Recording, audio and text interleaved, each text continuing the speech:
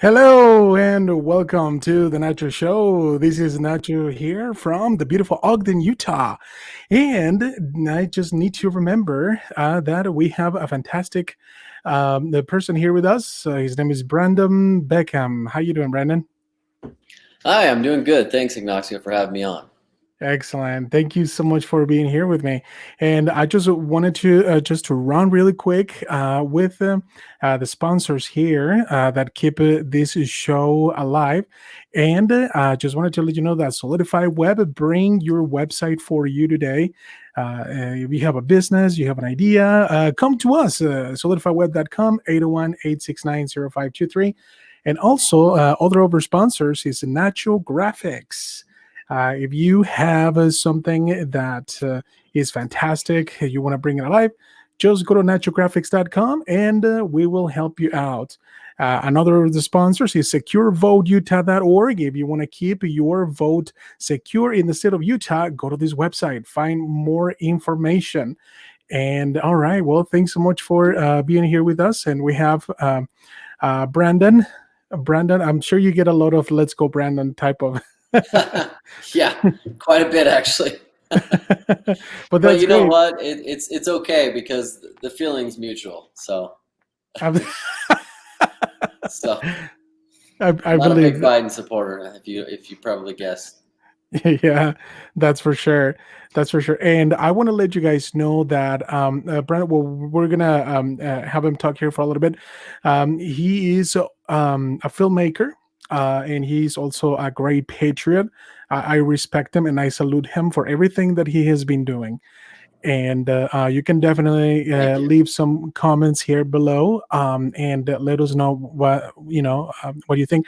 So Brandon, just to get us started here, give us a little bit of your background and what you have been doing besides filmmaking.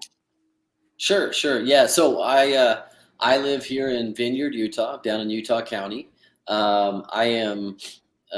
was born and raised in Southern California. I've always been a conservative, and I had in my family, we grew up with a strong reverence for the founding of our country, for the Constitution and the framers, and the ideal of that all men are created equal, all Mhm.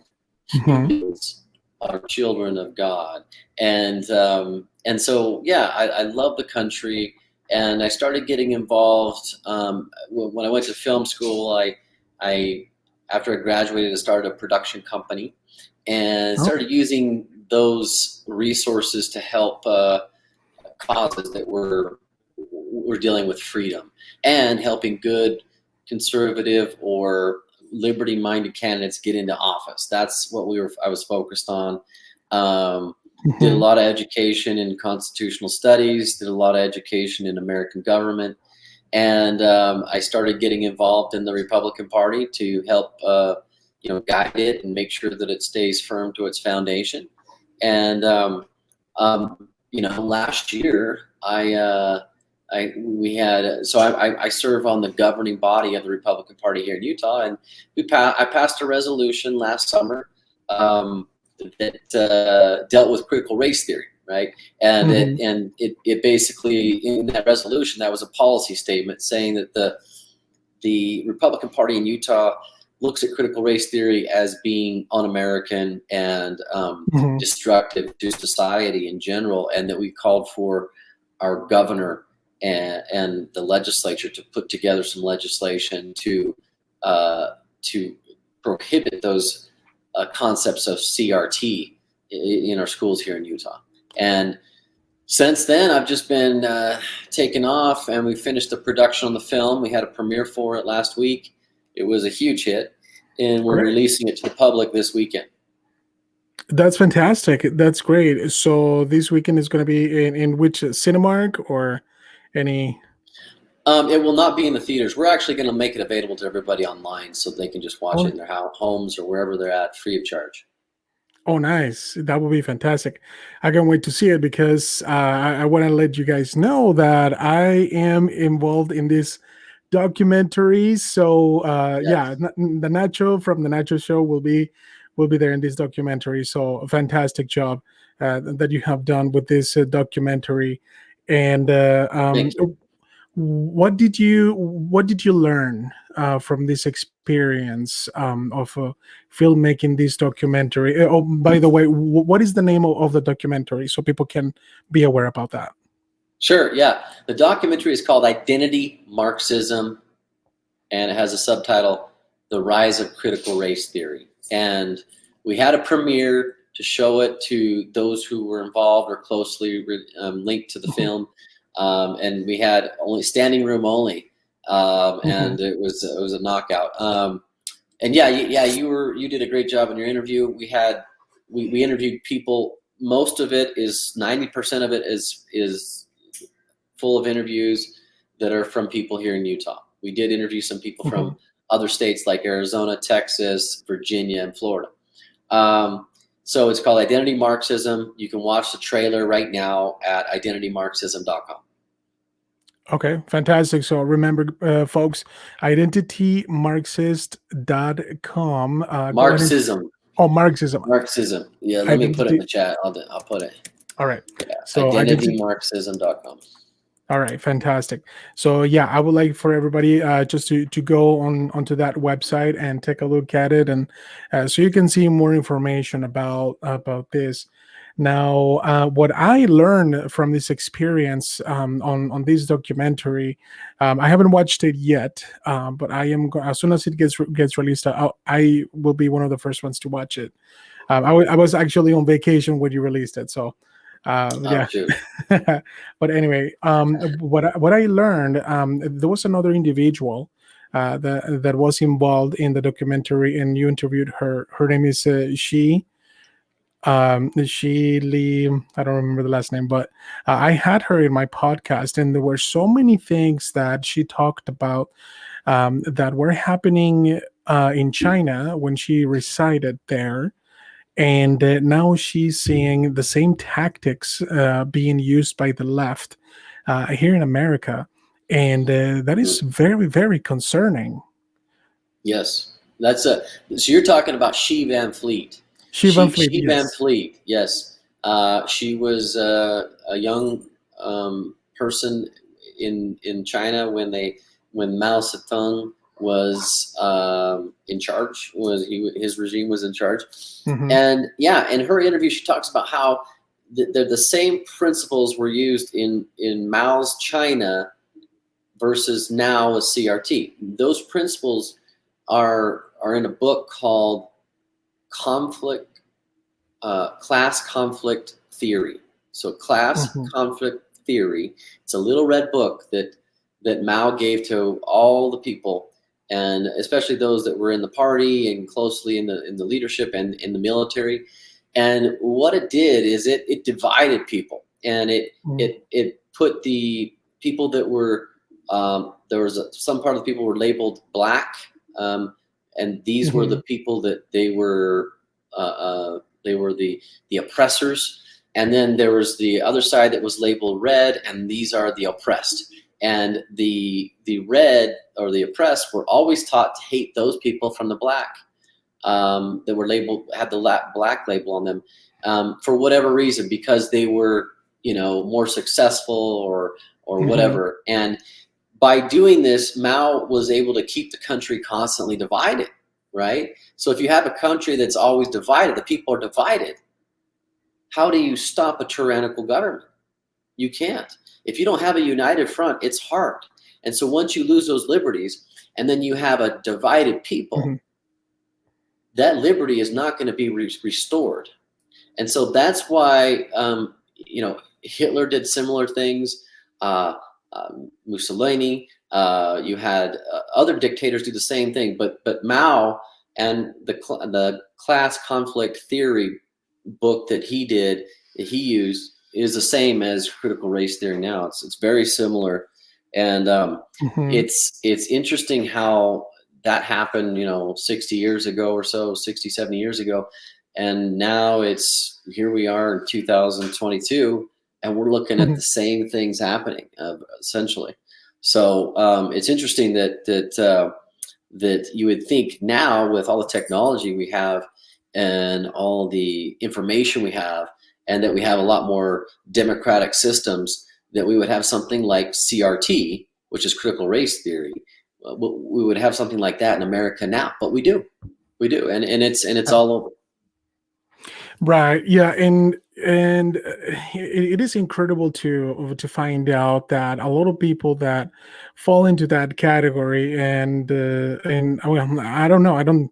They believe that CRT is something that will help out others to, I guess, understand. Or I mean, I really don't know what exactly the left wants to. Well, I do, but Mhm. if I was not aware of what exactly they want to get going with that, is that the Black Lives Matter fallacies. They feel that blacks are not being understood, or just because their ancestors were slaves, then everybody should be feel bad about them. I mean, I really don't believe that should be the case. One thing that I mentioned in another of my episodes is the fact that the United States of America was built on godly principles, and the USA is basically just um, like tilling the earth. If you go and if you plant a seed of wheat, uh, the earth is not going to care if you are rich, poor, black, white, Hispanic, Asian. You are going to get wheat. Does that make sense? You are gonna reap what you saw, and that's very scriptural right there. So it doesn't really matter, and that's how the United States of America is. If you want to put words in people's mouth that just because the ancestors of of somebody did something wrong, and they had different perspectives than everybody else, then it doesn't mean that they are going to be at fault for anything. And I've told that to several friends of mine that are black, that Mhm. you can be or do whatever you want in this country. And believe me, there are CEOs that are Hispanic, there are billionaires that are black. And you Yeah, ask me that, like, yeah, are they oppressed in their mansions? I don't think so. you know no, so I'm gonna let you know that this is the BLM crap is definitely a fallacy. And I don't know, it just makes me super upset that they are trying to make them feel the victim, hmm the victimhood type of feeling to inject into people in order to make a division, just like you were saying. And that's the same practice that the Chinese and the Nazis did back in the day. So yeah, it's definitely something that should be avoided. And it's one of the reasons for this show, to teach and inform my listeners to really take make conscious decisions on the information. Now I would like to find out about your opinion about this other thing. And hmm I don't know, we think common sense, right? And that's what direct our lives, not just politically, and also in our lives. um there was a picture going on, and I shared this picture. I don't know if you saw that picture on my Facebook page. There was um a favicon, or one of those things that you put on the phone, that Apple is hmm releasing now, with a man being pregnant, and it looked like a beer belly to me, and that's how the leftists they want to um yeah, make that to be supernatural, but it is definitely abnormal that a man could be pregnant, but they think that is inclusion. What the heck are you including? Are you including the normality of a man being pregnant? Because that, yes, sure, a doctor can go and make a surgery and things like that, and into a man that could be pregnant. But That's ungodly. That's abnormal. What do you think about that? Yeah, one of the things we talk about in our documentary is this thing about intersectionality. And the idea, what CRT is it's an ideology based on identity. It starts with race, but it also includes this whole concept of bringing in the other oppressed, so to speak. And so you bring in your gender orientation, you bring in your gender identity or your sexual orientation, your gender identity, and then you bring in other things like ableism and first year immigrant, whatever it is. And there's supposedly all these oppressed, right? And so one of those is this whole idea of transgender, and it is a thing, right? People can do what they want to do with their body, I guess. That they have the freedom to do that. Whether or not we agree with it is another thing, and I don't think I think one of the things that's harmful is promoting that stuff in K through 12 education. And so we've had parents who Yeah. we interviewed that talked about this, and their kids would come home and say, I didn't know that I could be a girl, a little kid, a little boy probably in 8th grade Mhm. or 8 years old in 3rd grade comes home and says, I didn't know I could be a girl. Wow. Now, telling his parents that he found out about this from what his teacher told him, and read a book, and you can take medicine and stuff like this. Now, listen, I know there's people out there who believe that they want to be they want to identify a different gender. That's fine. That's up to you. But don't bring that belief system into the schools where taxpayers are paying for their kids to go in, and those values are quite different than those that they're seeing in school. And so I think it's harmful, especially at a young age, for kids to be in front of this stuff and then be swayed by it some way or another, because Mhm. kids are very impressionable at such a young age, and we want Right. to make sure that they are protected, that they can make those decisions when they're older, and understand who they are. A lot of times, there are kids that go through stages where maybe a boy likes things that girls like a little bit more when he's younger. Mhm. Maybe girl is more interested in sports and stuff like that. That doesn't mean that they're in the wrong body. Right. And so Right. you let them deal with it, and you support them.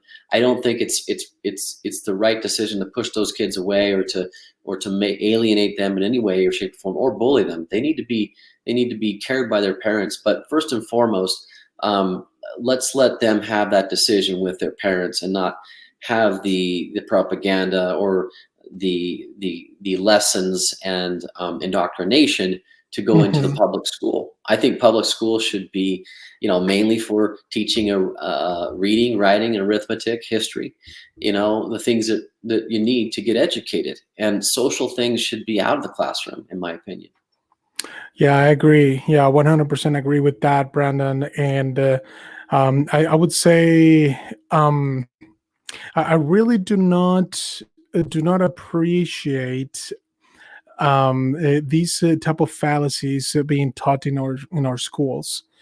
Well, it's been going on in universities for quite a while, and just like you said, kids can go ahead and make their own decisions, after in their life, when they're 18, or when they reach out, at an age where they can make their own decisions. They're moved out of the house. They can make their own decisions and things like that with their lives and what they do with their Yeah. bodies. However, I really do not like the fact that this is being pushed to kids, and even being sexualized, on media, and even on Facebook. I mean, in social media and everything like that. And Yeah. they don't get banned. And the fallacy that the fact that social media can definitely fight these type of criminals, but they say that they cannot do that, that they cannot cooperate with police, and things like that just makes me think that these guys are definitely involved in all this stupidity. So yeah, it's definitely something that needs to be addressed and fight for. And well, Yeah. fight against. Sorry, I probably didn't say that right, but um, so we really need to protect our children because they're the future of this country, and us as parents, it is our responsibility to really direct the children in the good way, of the Lord, and teach them, just like I said in the documentary. I mentioned there when you interviewed me that the greatest person, the most inclusive individual in this earth was the Lord Jesus Christ. He was, and he is the most inclusive because he said that um, uh, if you love your neighbor, then love your neighbor as thyself. So Hmm. Hmm. if yeah, I mean Yeah. that's a great lesson right there, and Yeah. Do unto it's all others about. as you want them to do unto you. Exactly. So that right there is a great teaching, and well, unfortunately, a lot of people forget about that. Yeah. With all this, because I mean, regardless of what race you are or your background or anything like that, there should be some degree of respect, towards others out Hmm. there.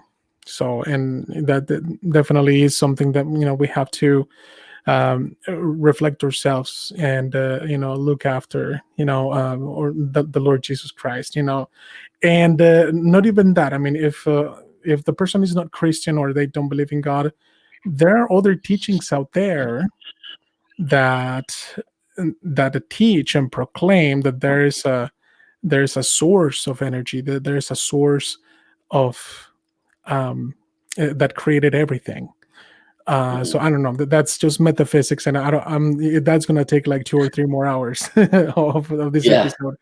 But we have a couple more minutes left on this episode. So, um, Brandon, talk to us a little bit more about before we wrap up here. Hmm. Talk to us more about what would be expected from this documentary. What is it that you would like? Um, what is the message that you would like to portray with this documentary to all of the audiences? Well, yeah, that's a good question. I think the main thing is that what I want people to see across the country, not just here in Utah, is that critical race theory is being taught in schools. It's taught through the concepts. Okay, it doesn't necessarily come with something that says critical race theory, but it does come in its concepts, and those concepts are put into curriculum.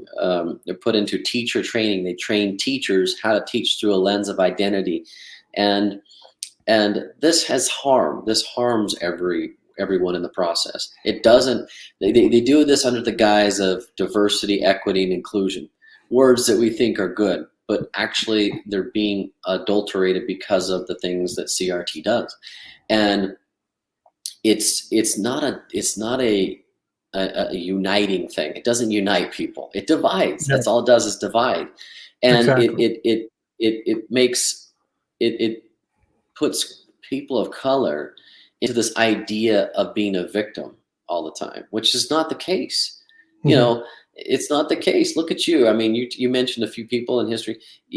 There are successful people across the spectrum. Now, did that happen all at once? No.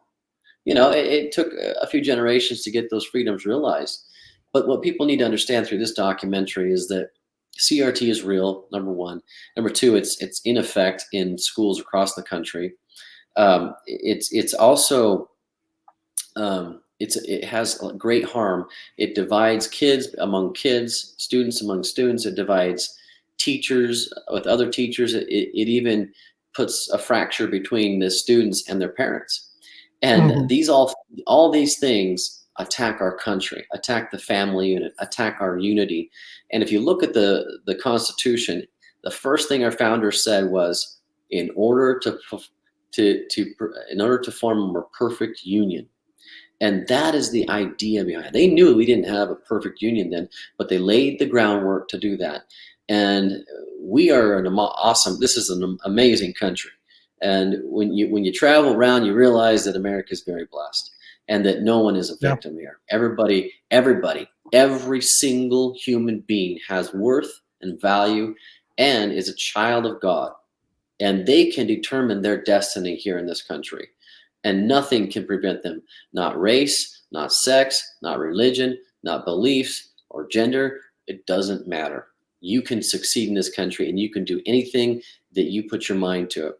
And that's what I want people to understand, is that the main point of our country, our founders laid it down with all men are created equal. That means, and what they were saying is that we are all children of God. And when we understand that, when we get that, that transcends whether or not you're conservative or liberal, whether or not you're Democrat or Republican or Libertarian. That transcends everything. We're all children of God. And we have made tremendous progress in this country to get to where we're at now. And what CRT does is it disavows our founding principles. It pulls God out of everything. It pulls parents. It pulls everything out.